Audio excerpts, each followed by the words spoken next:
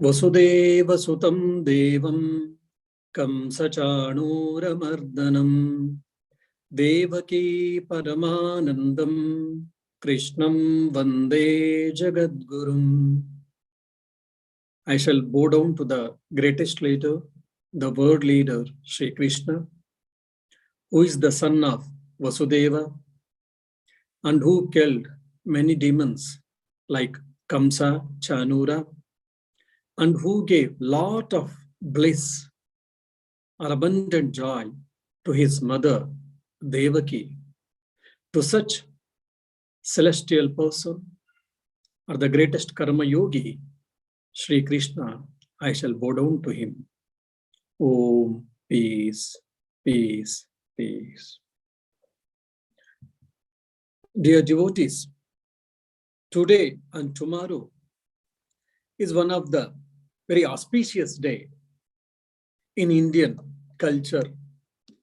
Or of course, today now the whole world has converted into a global village.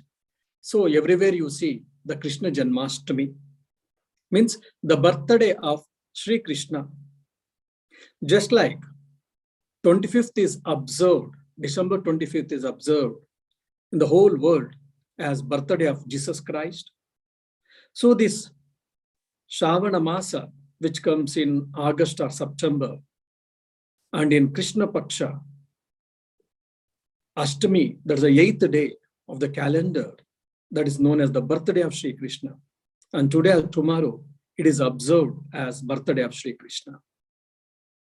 In many temples, we do a lot of worships, offerings, different sweetmeats, food delicacies are offered. Fine. So should we restrict ourselves just with these mere rituals? It is a part of religion, no doubt. In every religion, in every tradition, there are some rituals will be there. But probably we should not restrict ourselves to mere rituals. Rather, we should understand the philosophy behind the rituals. Either in Christianity or in Islam or in Hinduism, that will be very appropriate. And also, we should understand the life of these great people. They descended on this earth to save the mankind, to punish the wicked people, and to support or to protect the righteous people. At the same time, there were no ordinary personalities like us. When I mean no more ordinary personalities in the sense, we are people mixture of good and bad, right and wrong. And we have got our own defects also, our own shortcomings. But whereas in this great people's life, if you see, mostly they will not have any shortcomings which we see in human beings or in every individual, whoever he may be. And these people can be said as are completed personalities, an ideal human being, a human or a divine living in the human form on the earth. The other way of explaining who is Sri Krishna means a divine taken the form of human form and living on this earth. So definitely their personality is divine personality. It is a complete personality. It is an ideal personality. And it is very interesting. It will be very interesting to study what their traits. How did they behave? How did they eat? How did they talk? Or how did they do speaking with the different people? This all will be quite interesting actually. And this study will help us how we should behave, what we should do, what we should not do, why we should do, why we should not do. So this can be the torchlight. Or in the olden days, if you see, there was a lighthouse. So similarly, when you are going in the dark places, either mobile camera or some torch we put on, and that will help us to go further, progress further in our journey. So similarly, in our life journey, we get a lot of doubts. What I should do, what I should not do. and why I should do, when I should do, and what is right, what is ideal. So this conflict of ideal, conflict of do's and don'ts, all these things are generally very common in all of our lives. Of course, who are struggling to lead the proper life for them only. Otherwise, no, there is no problem at all. So the study of these great personalities can throw the light on all these questions. Because, as I said, these people are the manifestation of the divine qualities. These people are the manifestation of the all goodness, unselfishness, and right thinking, proper thinking, and free from all the human defects which we see in every human being in some or other. So it is quite interesting. Now, before getting into the how he is the greatest Karma Yogi, the Sri Krishna, let me just try to explain you what is the etymological meaning of this Krishna itself. Whoever has studied bit Indian mythology or Mahabharata, Indian history, and who knows about Sanatana Dharma, Hinduism, they'll be knowing definitely about something about Sri Krishna. He is considered as a god or incarnation, and is considered great kingsman, etc., etc. And what is the definition or what is the meaning of this word? Just two-letter alphabet Krishna. The meaning will be Karshati iti Krishna. Karshati means attraction. He had such a power of attraction. He never had a fair skin. He had a black skin. He had a black skin, but still, whoever sees him once, they used to get attracted. Why? Because of his black complexion or because of his beauty, his physical beauty? No, because of his divine personality. That's why the commentator says, Karshati for attraction, Bhaktanam, Yoginam, Hrudayanam, Karshati iti Krishna. The devotees were attracted towards Sri Krishna, just like the ants will be attracted towards any sweet or sugar or jaggery. Like honeybees are attracted towards the good flowers, so the devotees were attracted naturally towards Sri Krishna and his personality. And yogis, the people who are practicing spiritual life, who are trying to practice celibacy, who are trying to control their mind, and who are trying to raise their consciousness from body to the mind and to the God or divine, such yogis were attracted by this personality, and in their heart of heart, they should meditate on this personality. Anyone, either sinner or saint, whoever sees him, they used to get attracted by such a personality. He was a person of attraction. So this is the one meaning of Krishna. The other is Krishna Shabda. In Sanskrit, the beauty is it is done from root and prefixes and suffixes. And one root has got so many meanings. So one is Karshati iti Krishna. The other is Krushi Shabda. Krushi means farming. And Na means nivrutti, removal. Means when we plant, when we maintain garden, or when we do farming, the sowing, the desired plant or saplings, how important, it is equally important removing the weeds. So Krishna means what? One who removes the weeds. Oh, he's a good farmer then. No, here we should not take the literal meaning. We should take applied meaning. What is applied meaning is we have got so many weeds. As a life, if you take as a human personality, what are the weeds? Lust, anger, selfishness, jealousy, envy, greedy, and the most weed or the greatest weed is ignorance. So the Krishna is the person who helps us to remove all these unnecessary weeds in our life or from our mind or from our personality. One who helps us to remove the lustful thoughts, anger, greedy, envy, jealousy, all the unwanted qualities, bad qualities, undesirable qualities, or which can be the hindrance for our spiritual progress, our humanistic progress. All such unnecessary qualities can be removed by this personality. He is known as Krishna. The other is Kru means Bhu Sattaya. Bhu Sattayam, Bhu Sattayam, Sat means existence. Then Na, Nu means Chit, that is Gnana, knowledge, awareness, consciousness, mindfulness, and is Ananda, means Sat, Chit, Ananda. So Krishna, this two-lettered, the word Krishna denotes Sat, Chit, Ananda. That means what? Is the Parabrahman, or the divine spirit, or the supreme spirit. And like this, there are so many derivative meanings about this wonderful two-lettered word called Krishna.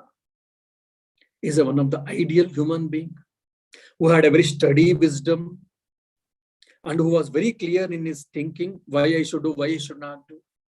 And he was one of the greatest karma yogi, according to me. He performed so many actions without expecting any results, neither name, nor fame, nor any his own selfish interest, or to create some problems for others so that I will be happy. So such self-vested interest, nothing was there in the life of Sri Krishna. When we deeply understand and read, we understand. We can read, we can know it. And not only that, and he was a great kingmaker. He made so many kings, but he never became a king. That's one of the very beautiful things. When I go to examples, you'll be able to understand. He was always a king's statesman. He was a real statesman. He was a real leader, where he always prepared people and he made them to sit in different positions, but he never became the leader. When I fight for something, for an example in war, maybe for an example Hitler or Napoleon, they all fought for their countries. Fine, no doubt. They had a great valor, they had a great intelligence, they all fought. But in their corner of the mind, they had an interest that I should owe the president or the head of the state or the country. So here the difference between Napoleon and this Krishna's personality, from human perspective, if you say, they all fought for the country's sake, no doubt. Patriotism was there, appreciable, notable, recognizable, but they had their own selfish interest. Maybe hunger for power, hunger for position, hunger for name and fame. But whereas in the Sri Krishna's life, there was nothing like this. His only intention is helping the right people and protecting dharma or establishing the dharma. That's all we can say. That is what his whole interest was. He never did anything for himself. He always lived his life for society or for common people. That is the great thing in the Krishna's life.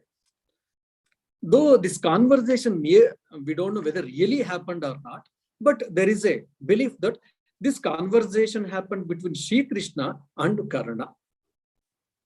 Karna was the great friend of Duryodhana, and Karna was known for his archery. Just like Arjuna, he was also one of the best known archer, where at the same time was able to fight with thousands of people or 10,000s of people. That's why he's called Maharati.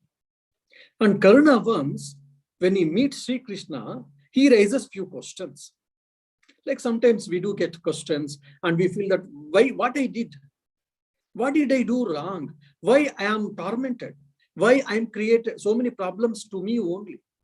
There are problems in the world for everyone, no doubt. But every time there are so many problems to me only. Why? Such questions we do get, isn't it? And for no reason, I am tormented. For no reason, I am cornered. For no reason, I pushed back. All such type of inferiority complex or head-boggling thinking, or really we keep on this type of ideas, this type of questions. It haunts our mind. The similar questions were haunting the Karnas. What is that? Karna's mother actually is a Kunti. Kunti is also mother for Pancha Pandavas. That is Dharmaraya or Arjuna, Bhima, and all these people. When she was young, before her marriage, he did seva for a great Rishi. And he gave a special power. that you utter a mantra, and if you remember any god, with their grace, without any physical relationship, you can get a child. It is because of divine power's grace. It is not because of physical relationship. So such the grace was given by a sage called Durvasa. Earlier days, they had such power. So this Kunti, she was a young girl, just as an inquisitiveness. Let me try, she thought, and she went to a corner of in her palace, and she prayed for sun god. Oh son, I want a son like you, who is very great and who had a good in valor like you and all. Immediately son appeared and he gave a child in her hand. Then she said, oh my dear, no, I don't want. I want to test the mantra, the efficacy of the mantra, that's all. Why? Because I'm not married. Since I'm not married, if I have a child in my hand, what the society will think? The same problem had even Mother Mary, Jesus' mother. We all know that story. But Surya said, no, I can't help you in this manner, because the mantra has to give its result. You prayed, you uttered the mantra, and you prayed for me, and I've come and I've given whatever you want you do. It is your problem, and it disappears. Now she was very much confused. What to do? People will not accept. Society will not accept. Society will look me in a wrong attitude. As a result, she thought, okay, I will leave this child. Killing that in a basket, nicely everything was arranged. In that basket, the child was kept, and in the river it was left. And afterwards, the charioteer and charioteer's wife, they saw, and they took the child, because they never had any issues. They didn't have a children. They took, and they took care of this Karna. So Karna actually was a born Kshatriya, warrior race, but he born and brought up in the charioteer's house. So he asked, by keeping all these things in his mind, Karna asked, see, my mother did a mistake. Because of her mistake, I don't know who is my real biological mother. Why did it happen? And because I never belonged to warrior race, Dronacharya refused to teach me. Second point, problem. The third, I told a lie that I am a Brahmin, and I learned the education. I got my education or learned the art of warfare with a Parashurama. Parashurama had a problem with the Kshatriyas for his own personal reason. Now, at some point of time, his guru got a doubt that he's not Brahmin, and he cursed that whatever the knowledge I have given, whenever there is a dire necessity of that knowledge for you, then that will not come to your rescue or help, or you will forget that knowledge. So since I'm Kshatriya, feeling that my guru cursed me, and so I'm knowledgeable person, and the knowledge is of no use for me. And just I was practicing a archery, by mistake, by my bow, hit the calf and or a cow, and the cow died. In a Sanatana Dharma in India, killing cow is a sacrilegious. It is a very great sin. So because accidentally my bow killed a calf or a cow, so I was cursed. And because I was not belong to warrior race, Draupadi rejected as a bridegroom. And only because of Duryodhana's friendship only I got some social status. Otherwise I didn't get. Though I have got knowledge, I have got a archery skills, and so much power to fight with people, knowledge, skills, all these things. For what reason I am getting lost of all these things? I am deprived of all these good chances. Oh Krishna, is this fair? You tell me. You are said you are a Lord, you are a God, blah, blah, blah, all these things. Then why the God or the fate is so much cruel to me? So such questions was posed by Karna. No, Krishna laughs at him. So this is the difference between a common person and an extraordinary person. Krishna said, my dear, I understand your problem, and I really feel for you. I'm very sorry, but I have got some questions. I will raise, or I will put in front of you. Let us see whether you can answer. Then Krishna said, see, you tell me, what did I do mistake? And I born in the prison. And the moment I was born, I was separated from my biological parents, and I was born and brought up in someone's house. That from Vasudeva and Devaki, their own parents, he was separated and he grew in someone's house, that is Nanda and Yashoda in Gokula, Vrindavan. And the night I took birth, in no time I was separated by my parents. And before my even coming on this earth, the death was waiting for me. So that Kamsa wanted to kill the child. So the death was welcoming me. The death was welcoming me when I entered the world. And because I belong to warrior race and I'm the son of a king or a prince, I was supposed to live or born and brought up in the palace with a good arrangement and probably hearing horse sounds and practicing sword fight, all these things. But rather, I grew in a village, in a moderate accommodation, and I had to take the calf and ox and cows for grazing. And just like any common person or any common guy in those days, I had to take my food, simple food, and I had to look after the cows gazing. Instead of sitting and doing a horse riding, I had to gaze the cows. You tell me, what did I do mistake? I was supposed to look after the people, rather I was cleaning the cows and cow's shirt and removing the cow dung and all other things. And at the age of 16 only, I was able to go to Gurukula, whereas at least in your case, in your young age, your childhood days itself, you went. And every time I try to protect people, every time I try to help the people, but many times, and most of the times, after receiving the help, people start criticizing me, or people have criticized me many times for no reason. And now the fight is going to start, Kurukshetra war. And if Duryodhana, your friend, wins the battle, you will get riches, you will get empire, you will get social status, and you will get power, position, name, fame, all these things. Now here, I am here in Kurukshetra war to help Arjuna or Pandavas. You tell me, if Pandavas win in the war, if they won in the war, what do I get it? I do get nothing. Maybe a good name, or at the most, just the friendship of the Pandavas. But still, I am doing all these things just for the sake of Dharma or just to help the people. When the Krishna posed all these questions to Karna, Karna felt it. The Krishna has got more problems than me, or Krishna has got so many other accusations or whatever than me. And Karna said, okay, you have got more problems or more repentance than me, saying that he left. So when we see this type of conversations, or when we hear such type of conversations, we will be able to understand that the problems are many. And the problem is there for everyone in the life. You may be the son of Mark Zuckerberg, or you may be the son of Mukesh Ambani. You may be a poor person, or you are a mediocre middle-class person, or you are the son of a great industrialist or a millionaire. So the whole life from our birth to death is a mixture of good and bad, right and wrong, favorable and unfavorable circumstances or situations or people.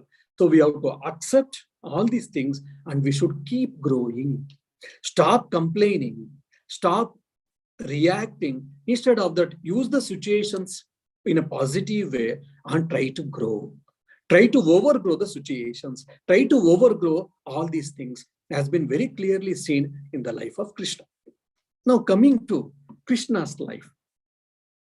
One of the great demons called Kamsa, who was the maternal brother of Devaki. Devaki is the mother of Shri Krishna, biological mother of Shri Krishna.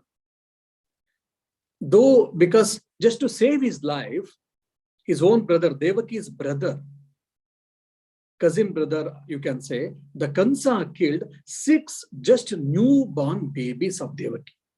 Imagine, just newborn babies are killed in front of the mother. What would have been the pain of any mother? She had to bear all that. And not only that, this Kamsa was a king and he was a very cruel to his subjects.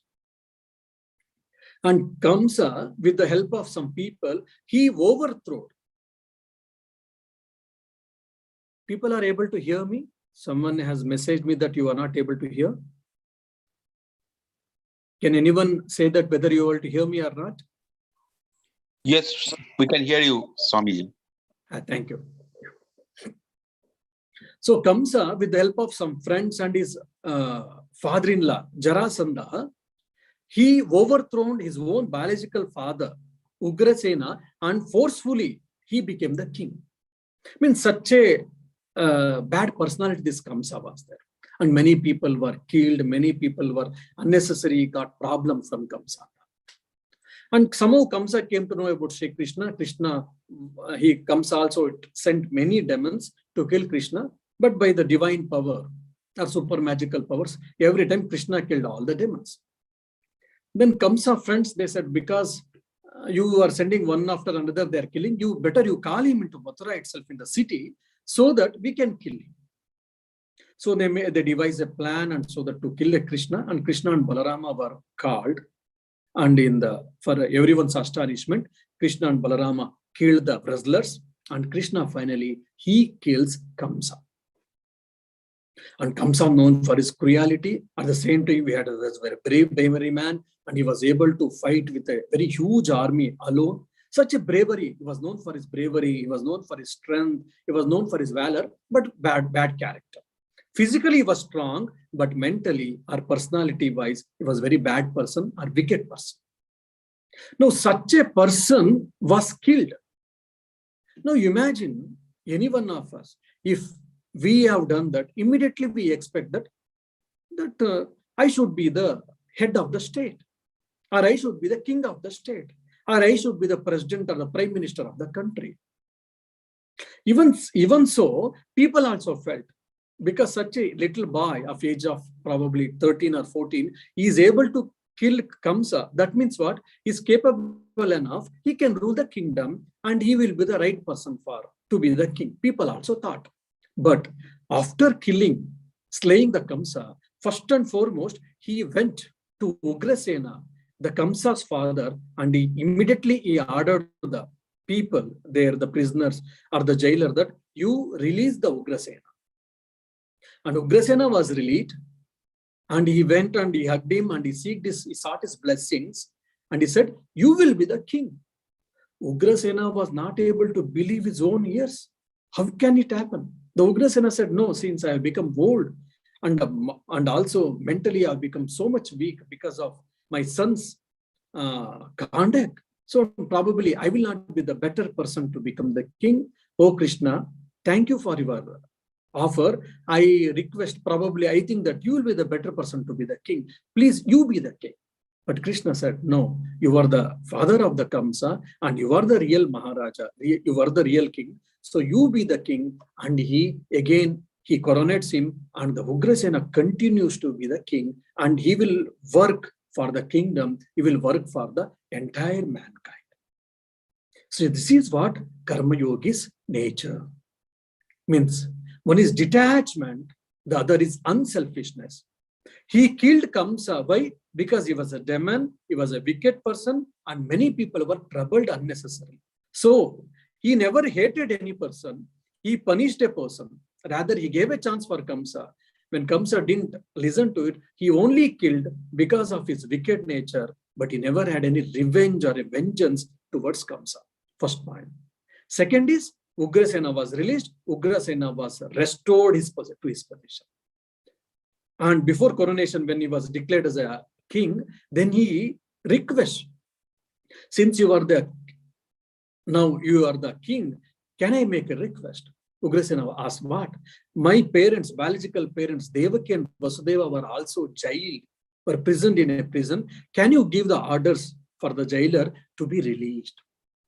He could have gone and he could have been released, but he is following all the do's and don'ts properly.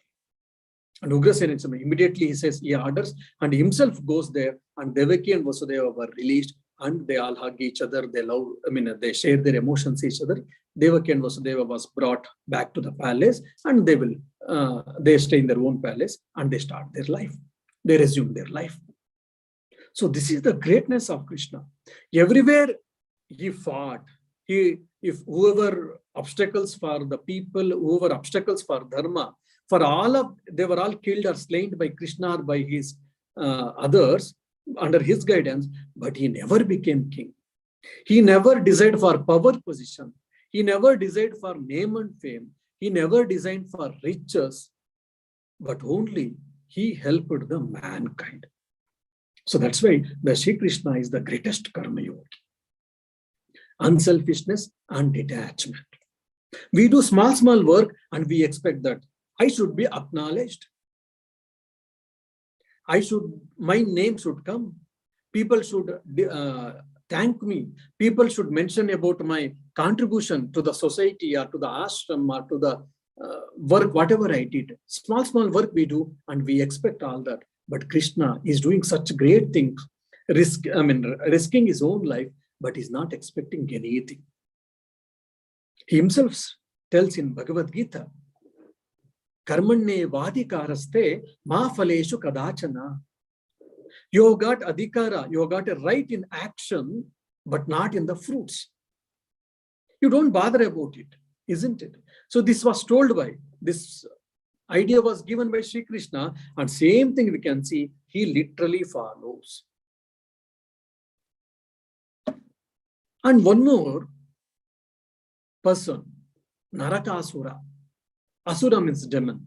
The demon, his name is also Bhaumasura. Because he had such a demonic qualities, because of his demonic qualities, whoever has got such demonic qualities, they will go to hell only. So as a result, he is called Narakasura. Otherwise, his name was Bhaumasura. Means he was a king.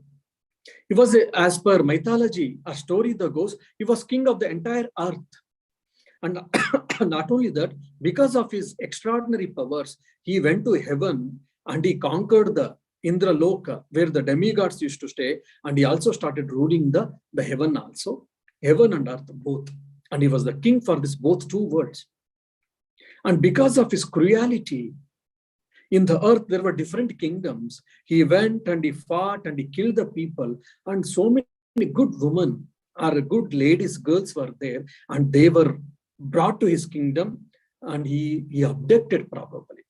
So like that, in his kingdom, 16,000 young girls or 16,000 women were prisoned because of the cruel action or because of the cruelty of Narakasura.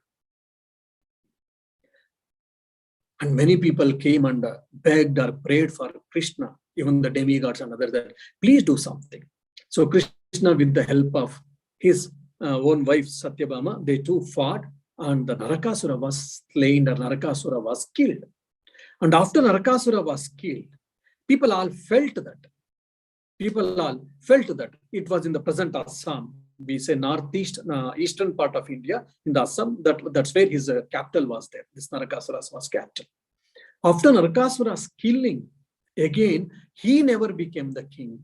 Or rather, he never made his relatives king, or his family people, or he had his own sons. He never brought his sons and, okay, you will be the king for this Narakasura's kingdom henceforth. He never made. Instead of that, he called Narakasura's son Bhagadatta, and he said, from today onwards, you will be the king. And he says, at least you follow the righteous path, you follow the dharma, you follow the righteous path, you look after your subjects, and you don't trouble them. You are here to protect them. You are not here to trouble them. And whatever the king is supposed to do, he tells them, he gives advice, and he coronates him. He declares him that the Bhagadatta will be the kingdom, will be the king of this Narakasura's kingdom, and he comes back. He had taken so much risk. He had to fight a very ferocious war. He had to fight with even Narakasura's, I think,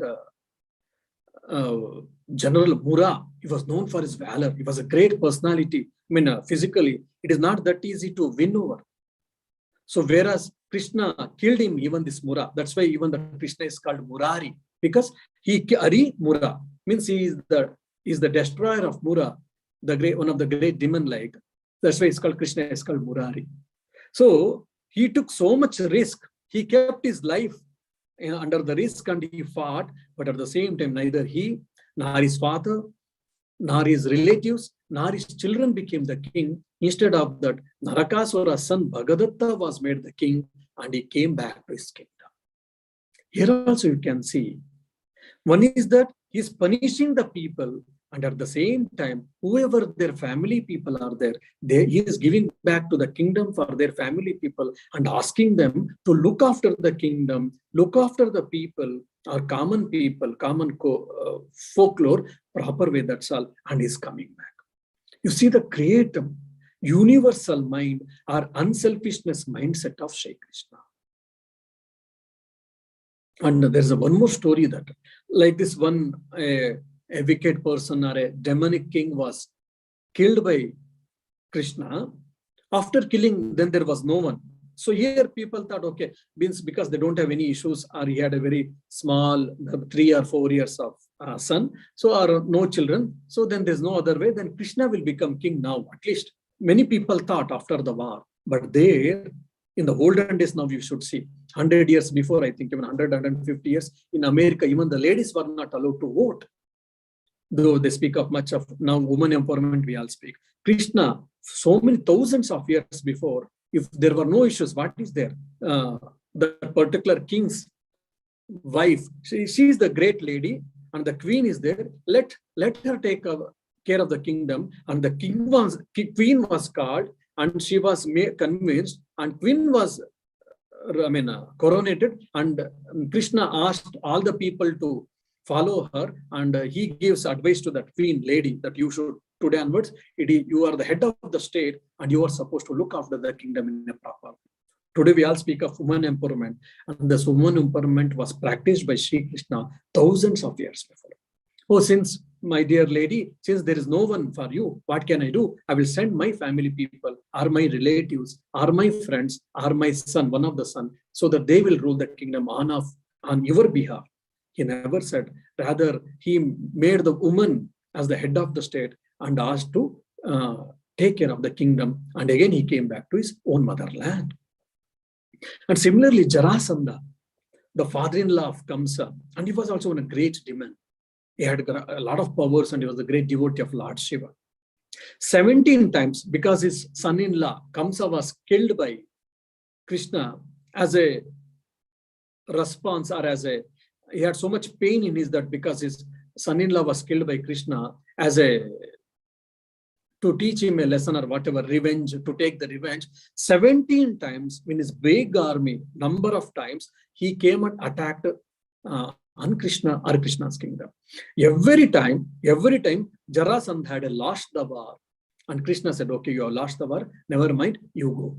And he was spared. Jarasandha, every time he was spared. But finally, when Jarasandha, the 18th time he came, there was so much problem. Then Krishna said to his people, see, every time we are doing so many wars, as a result, our people are not able to get the economic empowerment and all other things. There is a problem of side effects of war. We are seeing in Russia-Ukraine war, what is happening, in how Europe is getting disturbed. So like that, the whole empire is getting disturbed. It is better for us to move ourselves from here to somewhere else. And that's so from Mathura, Dwaraka, they shifted their capital to Dwaraka. When this proposal was given in the palace, all the people, the commanders and the ministers and the officers, everyone, they simply, in very abusing language, because out of patriotism, of course, they abused Sri Krishna, but Sri Krishna kept quiet. He listened all of them, and he gave one by one logic or reasons why. Though I love my motherland, no doubt, but it is not a right to simply keep on fighting with the Jarasandha. Instead of that, we should shift our capital so that we will take care of ourselves and our children, and we can have economic progress and social security and political security. All these things is possible. And he gave us such a rational and logical answers. And finally, people had to believe or accept because of his rationality. And the whole capital was shifted from Mathura to Dwaraka. And there also, he never had any selfishness. He could have easily gone and stayed somewhere, or he could have made a treaty with Jarasandha, but it is not so, because he was a demon and he was a wicked person, making a treaty with such people, definitely it is encouraging the wickedness or unrighteousness he knew, and it was shifted. Though he had a power to kill him, he wanted to give a credit for Bhima. He used the Bhima as a weapon, as an instrument, and Bhima killed Jarasandha finally to restore the dharma. It was done, and all the credit went to Bhima instead of Krishna. A leader, there's a difference between leader and boss. Boss always says, I. You should listen to me, whatever I say, and everyone should be obedient to me, and whatever I say, you should listen. Whereas the leader, he always leads the people. Instead of saying I, he says we. Let us work together. Let us go together. So that's what we can see in the life of Krishna clearly. He was never a boss, he was a leader. Many times like this, many times he gave the credit, he gave the opportunity for many of them. Then the question may come to you people, devotees who are listening to my talk. Swamiji, is it that Krishna always he killed and he restored someone as a king, and that's why you are telling is the greatest karma yogi? He never did any constructive work sort of in any other way. There are no other incidents. The question may come to you. I will say, yes, there are. For an example, Krishna's one of the childhood friend, Kuchela or Sudhama. He was a Brahmin and both of them studied together in the Gurukula. Afterwards, they departed and they went to their respective places. And this Kuchela was very poor. He had a few children in the house. There was no proper food for them. They were struggling. But Kuchela's wife, she knew that Kuchela was a great friend of Krishna. Many times she pleaded, why don't you go and ask some help or some support from Krishna? But this Kuchela was feeling very shy. He was a very shyful nature. That's the reason he used to say, no, better avoid, let us see. One fine day, since the children were struggling, were suffering from the want of food and other things and all, once Kuchela's wife, she pleaded so much that today you should go and you should ask Krishna. Then there was no other option was left out. Kuchela goes to the Krishna. Now Krishna was sitting in the palace, he's like a Maharaja with all that. Whereas Kuchela was a poor person. He had a torn and shabby dress because in the olden days they had to go by walk. If it's a common people, no chariot or no horses for them or no bullock carts. So he had to go walking, and with the white dress had become shabby and it was torn also. When he goes in front and he says that I'm a friend of a Krishna and I want to see the people, bodyguards or watchmen, like the soldiers, they laugh. He's a Maharaja, he's a Rajadi Raja, he's a king, great king, and he's a great statesman, and you are a beggar, and you do think that both of you are friends? And they laugh. But finally, somehow the Krishna sees and the Krishna comes and he hugs, and Krishna, with all respect, love, the Kuchela was taken to his palace and he was treated well. Nicely, he was fed for 3-4 days or whatever, few days. And Kuchela afterwards, he left without asking. He felt probably shyful or he forgot or whatever the reason, he left. By the time Kuchela went back to his palace, he sees there where the thatched hut was there he sees a big building, a big house. And where a wife with a torn sari was there, she is wearing a silk sari, and so many jewelries. And looks like they're my children, where they were wearing torn or very poor dress, and now they're all wearing very nice dresses. Then he started thinking, what happened to my hut? What happened to my family? What happened to my wife and children? Where they are there? Where they have been there? Oh my God, what happened to my family? He was thinking. Then the wife comes and asks, why are you standing? Why are you not coming inside? Then this Kuchela comes into senses and said, okay, she's my wife, because wearing that so many jewelries and nice sari, silk sari, was unable to recognize her. And he asked, how did you come? How did you get all these riches all of a sudden? What did you do? How did you get it? They said, oh, your friend Krishna has sent all these things. The moment you went and probably you reached there or not, But here, so few soldiers, they came and they built this house for us, and they gave all these dresses for you and for me and for these children, so much gold and so much jewelry and money, everything has been given. Now we need not to fear, or we need not to fast, we need not to starve. We can live a sumptuous life or happy life. Even without unasking, he understood why his friend had come. Instead of that, all these things he could have told to his friend directly. Okay, I know that, my dear friend, why you have come? Please take all this money, or whatever he could have said. But he knew that his friend Krishna, Sudama, he was very shyful nature, and probably he will not accept the gifts. He knew, but at the same time, he wanted to help his friend. So unaskingly, very silently, he helped his friend. This is the nature of a greatest karma yogi.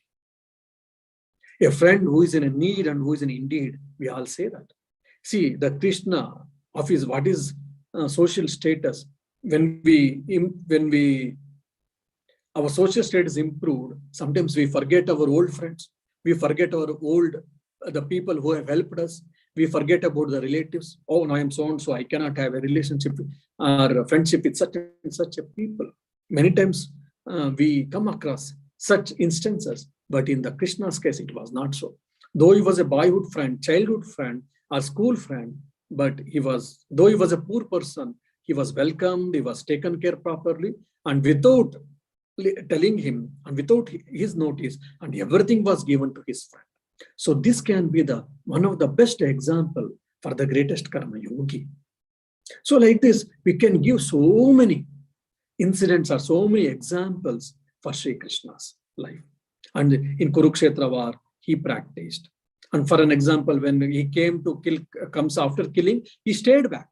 And from Mathura to the Vrindavan was only 3 kilometers. But once he came to Mathura, he never went back to Vrindavana to see Mother Yashoda.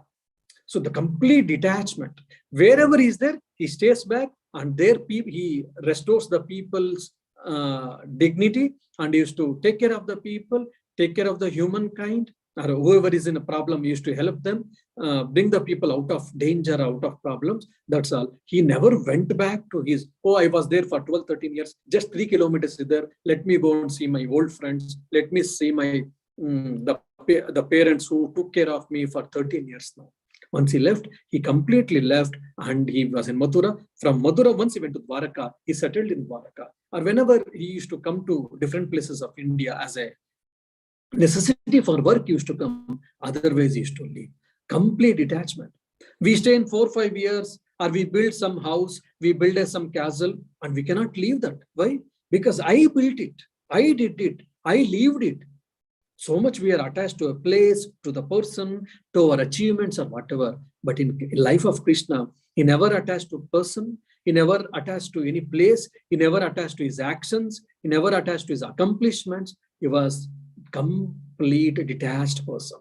He was complete unselfish person. He was self-abnegation, as Swami Vivekananda says in his Karma Yoga. What is the ideal of Karma Yoga? Self-abnegation. So this self-abnegation is seen very clearly in the life of Krishna.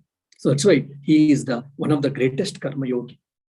May Sri Krishna, Sri Ramakrishna bless all of us, so that let us try to practice this unselfishness and detachment as much as possible in our life, so that we can live the blissful life, happiest life. Om Vasudeva Sutam Devam Kamsachanuramardanam Devaki Paramanandam Krishnam Vande Jagadgurum. Om Shanti Shanti Shanti. Hari Om Tat Sat. Shri Rama Krishna Arpanamastu.